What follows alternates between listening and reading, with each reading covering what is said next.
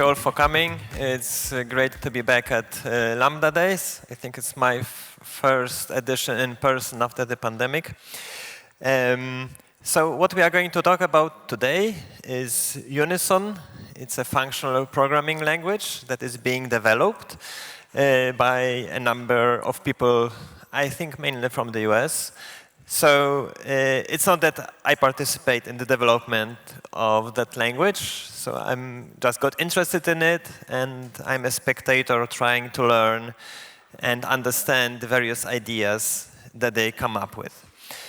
So it will be mostly live coding, and yeah, we'll see how it goes. If you have any questions throughout the presentation, please let me know. So I guess we can start. So let's first see how Unison introduces itself. So if you go to the website, we can read that Unison is a friendly programming language from the future, statically typed, functional, and a lot of fun. And indeed, if you take a look at the approach to tooling, the approach to how they try to communicate the language design, they try to realize this vision. So the language is friendly or tries to be friendly in the error messages that it presents to you, in the way the various concepts are described. There's also a small but friendly community which might help you resolving problems. But there's a number of interesting ideas in the language, and we will try to explore a couple of them. So the promise of Unison, so what is the aim of developing the Unison language? So the overarching goal is to deliver a new approach to distributed programming in a way that doesn't require you to write a ton of YAMLs to deploy your application, doesn't require you to do a lot of configuration when it comes to serialization, to distribution of your code, and so on. So that's like the main goal, but there are some side effects, let's say, that the language also achieves through its design, and that is a new approach to refactoring, which we will see in a second, a new approach to storing code, which means we have to leave a lot of the old tools and the old practices that we are used to and try actually something new. It might be challenging, I guess, but maybe it's worth it. And there's also a new approach to managing dependencies. I think if we've done any like Java or JVM-based programming, for example, we've all been in dependency hell. So here they offer a solution to this problem. Okay, so let's start by doing some live coding. So currently, the main and the only way to interact with the Unison is through the REPL, which is called UCM, the Unison Code Manager. So let's fire it up. And let's make it a bit bigger, maybe. So you can see that there is some editor support that is available. Unison itself is available as a milestone release, so when we are using here milestone 4i, so it's not like it's production ready yet. You can write normal code like with side effects and everything, but it's not like production yet, so it's so far mainly for experimentation and exploring the various ideas that they have. So when you work with Unison, the first thing that will strike you is that the code base isn't presented and isn't stored as a series of text files. In Unison, your functions are stored in a database.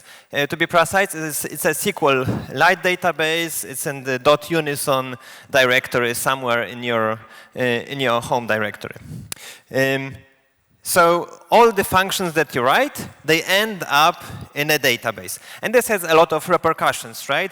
We cannot just check in our Unison code base to GitHub because there are no text files which we can which we can add to Git, right? everything is in binary form in the database, which means that they will actually have to kind of reinvent the whole experience of collaborating on code and so on. But there's a solid base to do so. So we are interacting, so the code base is stored in a database. However, we still write our functions as texts. We do so in the so-called scratch file. So the scratch file is like a temporary place where you write your function, and once it type checks, you can add it to the database. You can then retrieve functions from the database, edit them, update, modify, and so on. So as an example, let's write a function which takes two natural numbers and adds them with some twist. So add more AB will do A plus B plus 2. So we can see the syntax is kind of Haskell-like. So I think nobody will have any trouble actually understanding what it is. And once we save the scratch file, Unison monitors, because we started the UCM from the same directory where the scratch file actually resides. So Unison monitors it for changes, and you can see here that this definition type checked properly, and we can add it to our code base. So we add it. So now it is in our database. So here we actually added it to the root database, to the root namespace, which is wrong. So let's create an empty namespace, and now we have to fork the base library. Okay, now let's add it again. Okay, so now we can see that in our namespace we have our definition that has been added over here. Okay, so we know that the functions are in the database. But what is also special about Unison is how this database is indexed. Like, what is the key by which we can find definitions in database? Okay? And this key is the hash of the abstract syntax tree of the function. Okay? Yeah? I can try. I'm not sure if it will be enough space. Is it better? Okay. I guess that's the most we can do, because then it will be too narrow over here. Okay, so the key, yes? No, it's only the amtax, only the AST. Without the comments are retained, because then when you render the function back to the user, it uses the actual names and the actual comments are there. But only the structure matters. And we will see exactly how this works. So we have this database is this kind of a giant hash map from the hash of the AST to the function itself. And there's also another map, which are the names. So the namespaces. The namespaces form a tree-like structure and then associate like programmer or user-friendly names to the various hashes, right? So here in the Lambda Days 2023 namespace, we've got a name which points to the hash of the add more function. And Unison also offers a browser-based code browser, which we can fire up in the UI with the UI command. So this opens up our local Unison Codebase Explorer.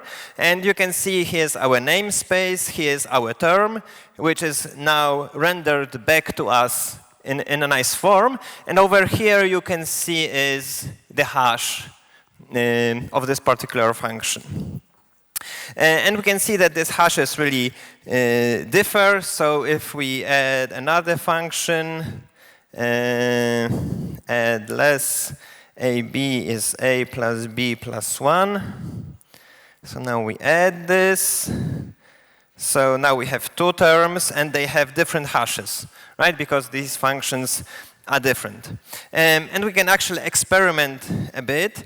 So now let's try adding one more function, which will be called more add, which is really the same function, right? It just has a different name. So these new definitions are OK to add. So we added them. And we can see that in our namespace, we now have 3 terms, add more and more add, but they are actually the same. They are the same hash, right? You can see that there are other names of the same hash, right? So the names that we use become simply labels for hashes, right? So whenever we write a function and we use some names, we have to tell Unison which name bindings to use, and then these are used to actually store the function in the code base. So in the code base, Unison uses references by hash, not by name. One more example is that the Unison uses syntactical similarity, not semantical. So if we add another function, which is the same, because addition is commutative, but for Unison it's different, right? So we add more 2, and we can see that these two functions, they have different hashes, right? So these two functions, they are semantically the same, but the syntax tree is different. Okay, so that's like the basics of how Unison organizes code, right? So what we've seen so far, yeah? I think that is rare enough that they don't address this problem. The question was about hash collisions. So I guess then they, I don't know, won the lottery or something. And they don't have to write any more code. So what we've seen is the basics of content-addressed code, how Unison stores functions keyed by their hashes. We've seen the UI for browsing code. And now we actually haven't seen no dependency health, so let's actually go back to that example. Okay, so to demonstrate how you can actually manage dependencies, I have a left-pad implementation over here in 3 versions. So the first version of left-pad is quite simple. It takes 2 arguments. The first argument is the desired length of the text. That's the text which we want to left pad. And then we see if the text is already longer than n, then we just remove we just return it. Otherwise, we pad it with the character x. So what we can do is we can now create an application which will use that library. Okay, so we now have an empty namespace, and actually before we do anything in Unison, we have to fork some version of the standard library. So forking namespace is done using the fork command, so nothing very, oh, it's too small so you can see. It disappeared, but what I did is I did this. So .base references the base namespace, the base name from the root namespace, and it copies the name bindings to a local lib namespace, right? So we can now see that we've got the lib namespace, and inside is the base standard library. And there's a number, so if we again go to the UI, the base namespace contains the whole Unison standard library.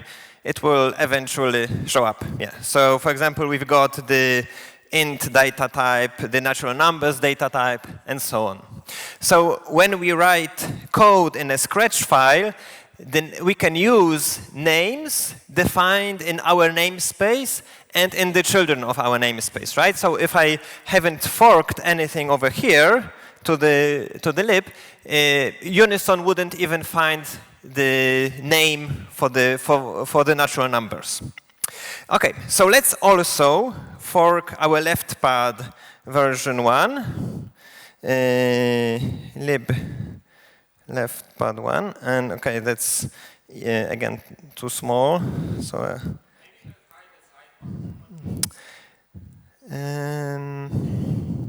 how can I? Command D? Okay. No.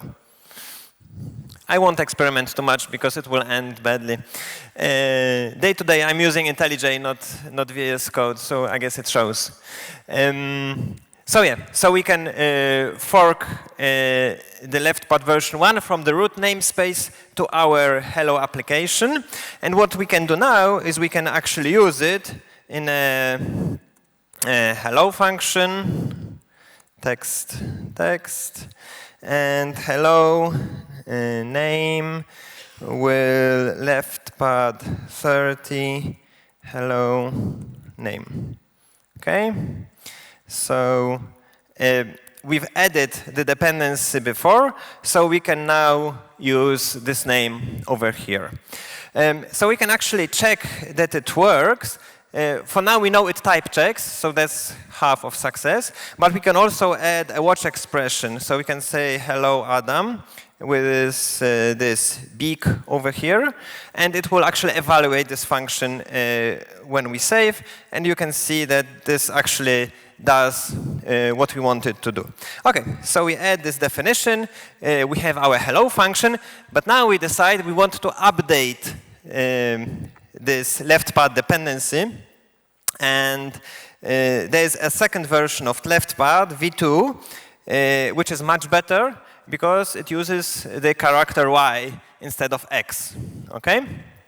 So what we do is we once again fork the second version. So we fork left pad v2 into lib left pad 2. Okay, so now in our library subnamespace, we've got two versions of the left pad. Well, one with a typo even, but this doesn't matter. So, and it's not a problem, right? These are just names pointing to hashes. And the hash of the first left pad is different than the hash of the second left pad. So they can live at the same application without any problems, right? So we can have multiple, as far as Unison is concerned, these are like separate things because they have different hashes, right? So we can have, each library can use its own version of the base library. Each library can use its own transitive dependencies, and they can all live together along nicely, as long, of course, as we don't try to share, for example, data structures which have somehow different definitions. Now you can see that here Unison complains because the left pad is now ambiguous, right? It can the name left pad might reference either the first or the second version, so we would have to prefix it with the specific namespace from which we want to take the left pad. But let's try to evaluate this once again, and we can see that our hello function still uses the old version. So what if we want to actually update it? Well, Unison has a mechanism for that. When you update a definition, so when you edit a definition from a namespace, you change it, then you update it, so you write it back to the database. Unison writes a patch file which maps the old hashes to the new hashes. So what we can do is we can apply the patch from left pad 2.patch. Again, too small. Okay. We can apply the patch. And we can now evaluate hello, and it actually used the Y. So it updated all definitions according to that patch. We can also take a look at what this patch contains. Left pad 2.patch. So we can see that there's a map of how these terms should be translated. And this also works if the signature of the function changes, right? So here we have a third version of the left pad, which takes an additional parameter, right? Which is the character with which we want to actually do the padding. So this is now different, right? Because it's not a simple migration. We cannot just replace the old left pad term with the new one, because the signature has changed. But Unison will actually help us and provide assistance in updating our code.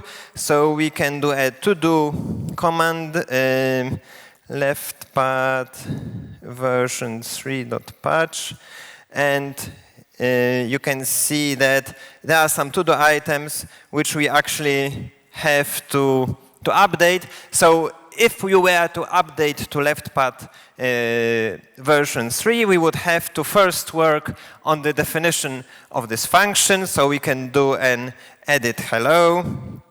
And this will actually bring this definition of hello to our Scratch file. And we would have to do the updates and then update it in the code base. OK, so I guess that's it mostly for the first demo.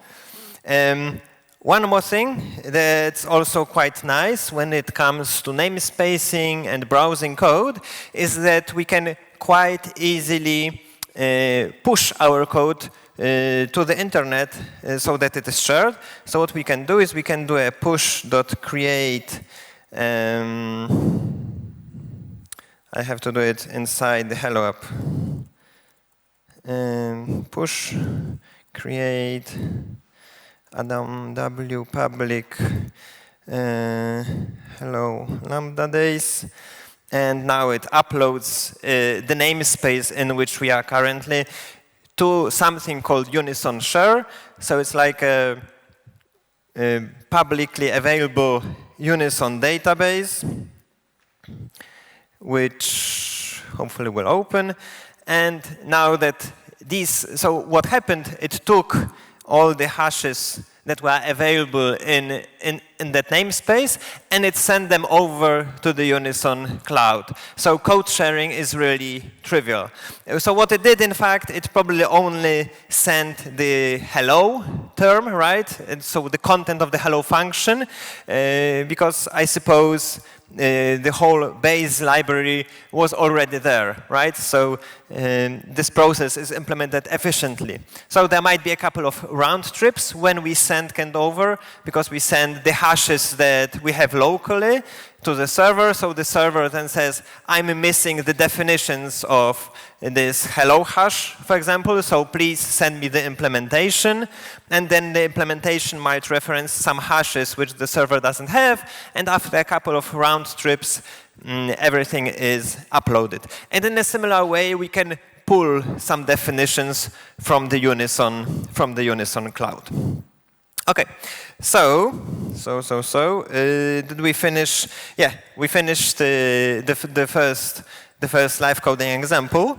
So we've seen how we can avoid dependency hell. Basically, there are no dependency conflicts because every definition, if it's changed, has a new hash.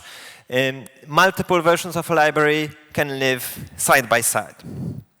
OK, so once we are done with the first live coding, time for the second live coding. So let's talk a bit about how Unison handles effects. So let's remove this one. So let's try to do a simple print line to the console, right? So we do print line, hello, Lambda Days, right?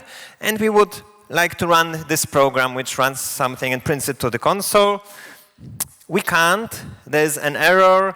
So if we try to define something in the Scratch file, it should either be a definition, so like a value binding, or declaring a new type, or something like that. So this doesn't fly. So let's try assigning this to the banner name. And once again, this doesn't work because this code actually uses an ability.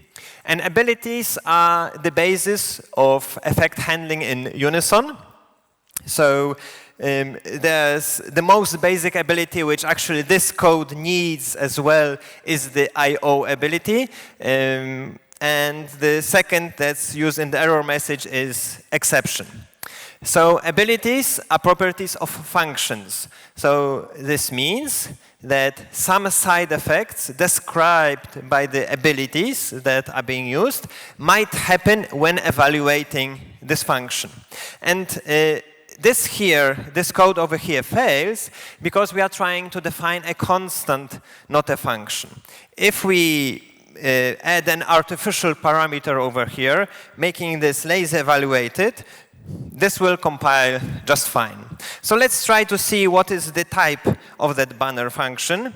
So banner will be a function which has the type, it takes an empty tuple, so nothing as a sort of like, just a placeholder as a parameter, and returns a unit.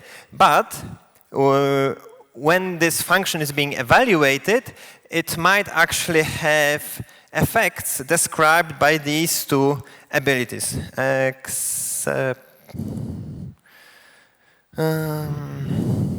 Now I forgot how to write exception. Okay. So now this properly type checks. So this reads that the banner is a function, and when evaluating this function, effects might happen as described by these two things. And it's actually common to have such lazily evaluated chunks of code. So Unison provides notation for that using the apostrophe. So if you see an apostrophe over here, it means it's a lazy evaluated block of code where some effects might happen. So we can also have other functions like say hello, let's say. And there's also some effects that might happen. And say hello is a normal function, right? So we don't see any quoting. So this here is called quoting. We don't see any quoting because this already is a function, so we don't need to add the laziness manually. So we print line hello plus name. So we have these two functions, and now we can define our program. And if you want to run a series of effects, what we do is we simply write them one by one as if they were statements. So let's say first we want to, I will change that so it reads nicely. First we want to run the banner, and then we want to say hello Kraków, for example, right? And this fails to compile because this expression over here, this expression over here is lazily evaluated, and we are never actually forcing it, right? So when Unison sees a statement-like expression, well, an expression used as a statement only for its side effects, right? Its type should be unit. But the type of this thing is a lazy evaluated, well, it's a function, right? So we have to force it using, by like invoking the function, or we can use the dedicated syntax for forcing lazy evaluated computations or quoted computations using the bang operator. So this will now nicely type check, and we can actually run our program, and we will see that it runs as designed. Okay, so these are abilities. Remember that these are properties of a function. So now let's see how we can actually use these abilities to implement something interesting. So let me remove that, and I will actually copy some code because that would be a bit too much to write. So we will actually try to do some HTTP requests. And we will use the HTTP client library that is available from the Unison developers. And yes, we've got the HTTP client forked into our application. So let me copy this chunk of code. I will explain. Okay, and I'm using some other version. Okay, so what we have here, okay, that's surprising. Anyway, what we have here is a function which takes the address for which we want to construct a request description, and during the evaluation of this function, an exception might be thrown, right? So we are using some functions from the HTTP client library. So what we do is we first call the parsing that comes from the HTTP client, right? We either might get an error or success. So if we get a success, we simply obtain the address from that either. I think that's an option. We can actually check that. We can fire up the UI. We can look for parse, and there should be uri.parse. You can see that it returns an optional URI. So we either get the parse one, or we raise an exception saying that the URI is invalid, right? And here you might notice that there's the quoting again, right? We cannot pass exception.raise as a strict value because it would evaluate the argument strictly, and the exception would always be thrown regardless of whether this is defined or not. So we have to make this lazy, right? So very often, in fact, in Unison, when you work with effects, you have to manually make sure that you make anything that's effectful lazy. This is in contrast to the way things are done in Haskell or in functional Scala, where everything is always lazy, right? Here we've got, by default, eager evaluation, unless these things are quoted. Okay, so finally, we create our HTTP request, and we can actually run it. HTTP bin request as a demo. We've got a request to http bin.org/get, okay, and okay, that's our request, and now we have to run it. Program 1 is handle this thing over here with http.handler. Okay, so what are these handlers? And we can actually run our program 1, and eventually we should get the result. Yeah, so we get a status response to 100, some headers, and some non-interesting binary body stuff. So what we are doing here is we are creating a description of an HTTP request, right? So that's what this function over here does. It is lazily evaluated, so it needs this bang operator to actually force the computation, and then we are passing it to the ability handler. So what this does is we take a look at the type. This will use the HTTP and the exception abilities to create an HTTP response. Okay, so this request function takes a data structure that describes the request over here, right? And in terms of the HTTP ability, returns the response, right? But in order to obtain the response, we need to provide, it uses the ability to run HTTP requests. Let's say it's so. And now we still need some implementation for the HTTP ability, and this is this handler over here. So now our program 1, if we try to type it, it will probably IO exception HTTP response. So this HTTP handler, what it does is it interprets this HTTP ability in terms of an IO ability. And to demonstrate how these handlers work, let me quickly show you a custom handler, which is like kind of a fake HTTP, which we can use for testing. So this over here is an alternative implementation of an ability handler, which doesn't really do any network requests, but only pretends that, that we are doing so. So what we are doing here, more or less, there's some boilerplate around, but what we are doing here is we have to handle two cases. The first case is when our code doesn't use the ability at all. So that's the pure case, and what we get over here is the continuation of our program, right?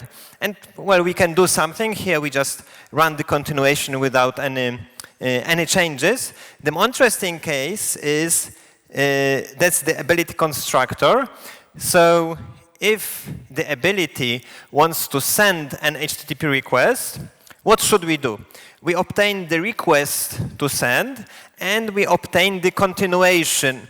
Now, the continuation has to be called with a type matching the request. So we can, again, go to our code browser, try request, and we can see that it's an ability. So it's like a top-level construct. It has a single constructor.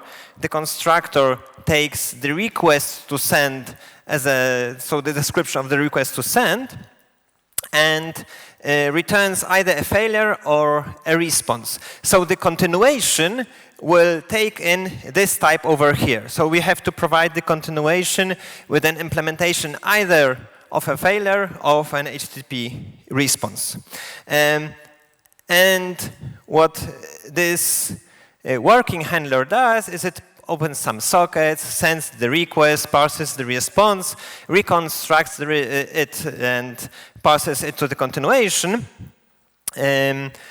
What we do over here is we create a fake response, right? So we simply create a 200 OK over here, and that's it, if the address is what we expect. And then we actually pass, that's the continuation, that's our fake response. So we pass our fake response to the continuation, and the evaluation continues. Yes? 5 minutes, okay, thank you. Okay, so we can actually now try using that. Program 2 will be fake HTTP bin request. So, no. So let's run program 2.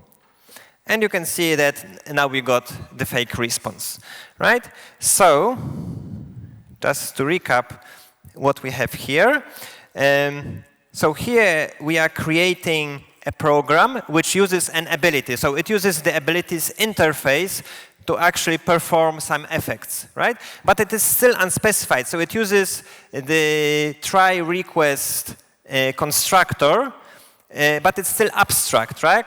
The constructor simply says, give me a request, I will give you a response. But it doesn't really says how this is implemented, right? So this is still kept abstract. We have just moved this responsibility to the ability.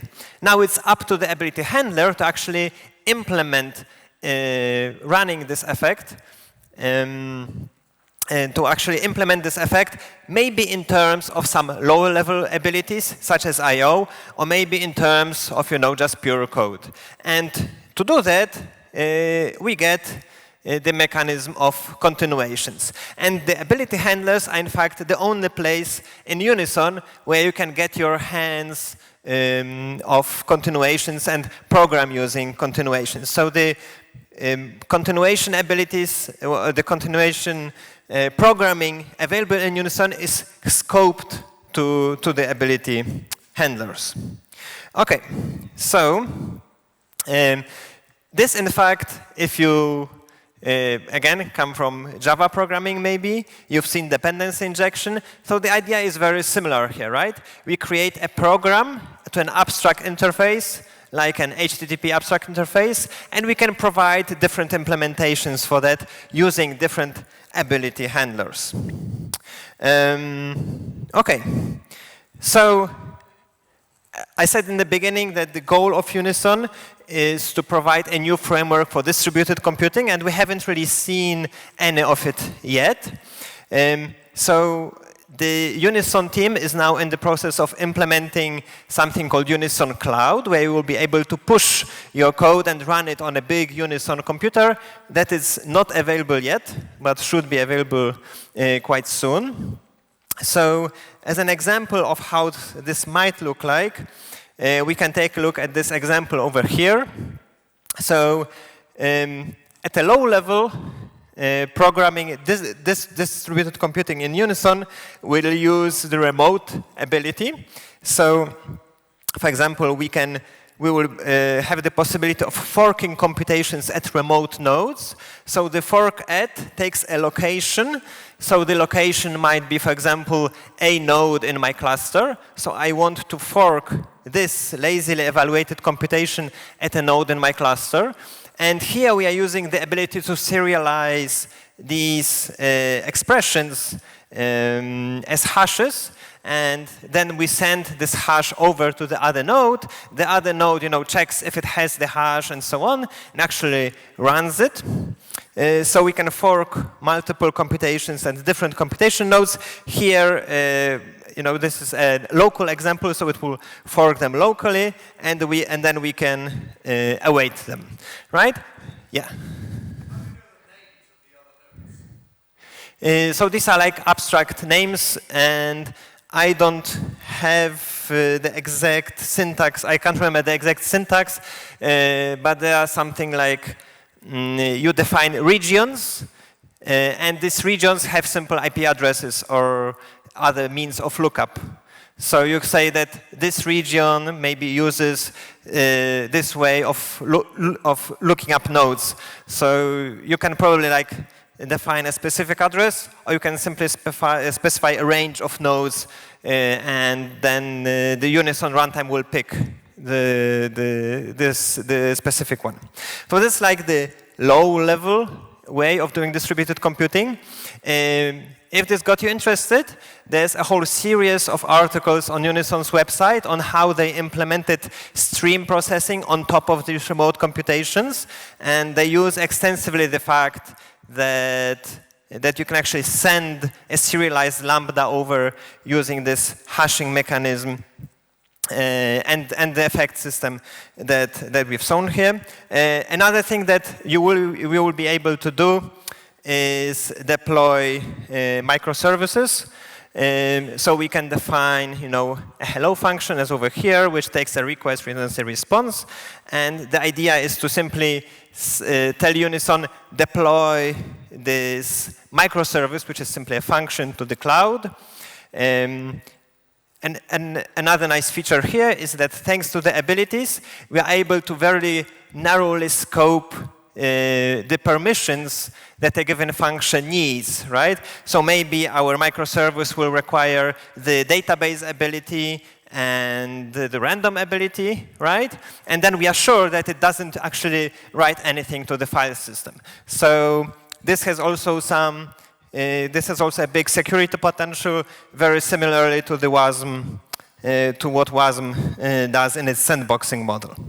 Okay, and I guess we are running out of time. Just a short shout out, a commercial break, to mention the company I'm working for, Software Mill. We are doing software development and consulting. So if you would have any technical needs in the technologies that we specialize in, please take a look at our website. We have a technical blog, lots of interesting stuff over there, which might be interesting for you. And we are also quite involved in open source, especially Scala open source projects. So summing up, we've seen how content-addressed code works. We've seen how we can avoid dependency hell, how we can implement dependency injection using abilities. We've seen the effect system, which is in fact an implementation of an algebraic effect system. There are no monads in Unison, at least not yet. I think their explicit goal is to try to see how far they can push the algebraic type system without introducing monads. I wrote a series of articles on now it disappeared, okay. I wrote a series of articles introducing Unison, so more or less what we've seen here, if you are interested. The Unison docs are also great when it comes to explaining the concepts and showing various use cases. So especially the streaming use case is very interesting, how you can implement something like Spark on top of Unison. You can find me on all social media. And that's all I had. Thank you.